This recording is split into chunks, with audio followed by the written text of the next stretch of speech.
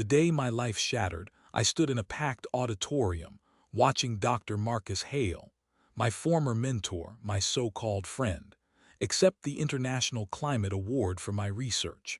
My knees buckled as he spoke about innovative ecological frameworks that had taken him years to develop. The words felt like punches.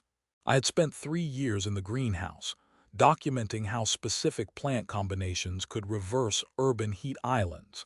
He had spent 6 months rewriting my papers, adding his name and claiming credit. When I confronted him afterward, he smirked.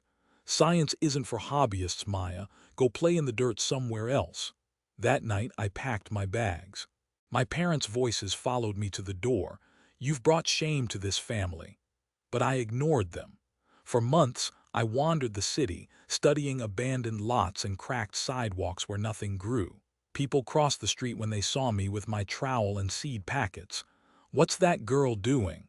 they whispered. "Acting like a trespasser with plants, as if that's gonna change anything." But I had seen the data. I had seen the potential. I started small, sneaking into a vacant lot behind a shuttered gas station at dawn, planting hardy native species that could survive without water. The soil was concrete dust, but I mixed in compost from coffee shops, layered mulch, and waited. When the first green shoots pierced the gray, my heart soared. Still, my phone buzzed with voicemails from my mother. "When will you come to your senses?" And my brother's texts. "Dad's disappointed. Your sister's a joke." I blocked them.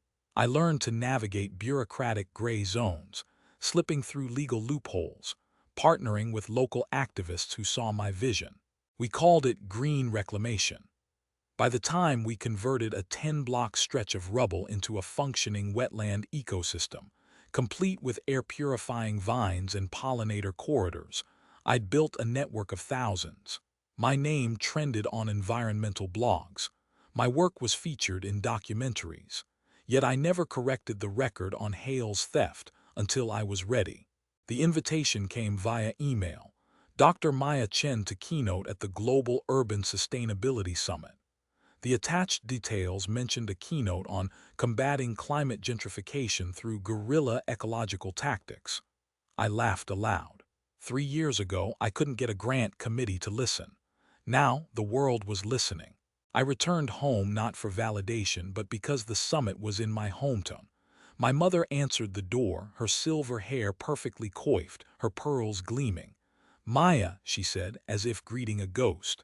"Your father's not." "He's here," I interrupted gently. "I'd like him to see the garden we're unveiling today." She hesitated, then nodded toward the backyard where Dad sat stiffly on the porch, pretending to read. He looked up, his jaw tight. "You look ridiculous in that suit," he muttered. "All those late nights and dirt under your nails. It's no way for a respected scientist." A suited man approached. A reporter from Nature. I recognized him and asked, "Dr. Chen, your keynote today mentioned a 40% reduction in urban temperatures in formerly derelict areas. Can you speak to that?" Dad froze. The reporter gestured to a tablet, aerial images of our reclaimed neighborhoods before and after. "Yes," Mom whispered, that's our old warehouse district." "It's yours now," I said. "All 12 blocks, deed transferred to the Chen Community Restoration Trust." The words hung in the air. Dad's hands trembled as he took the tablet, zooming in on a map dotted with green spaces. "How?" he breathed. I knelt in the soil, fingers brushing the earth where my journey began. "Persistence," I said. "And remembering that growth only happens when we stop fearing the mess." Mom sank onto the porch steps. "We thought you'd failed," she said. "We never understood." "That's okay," I replied. "The plants did."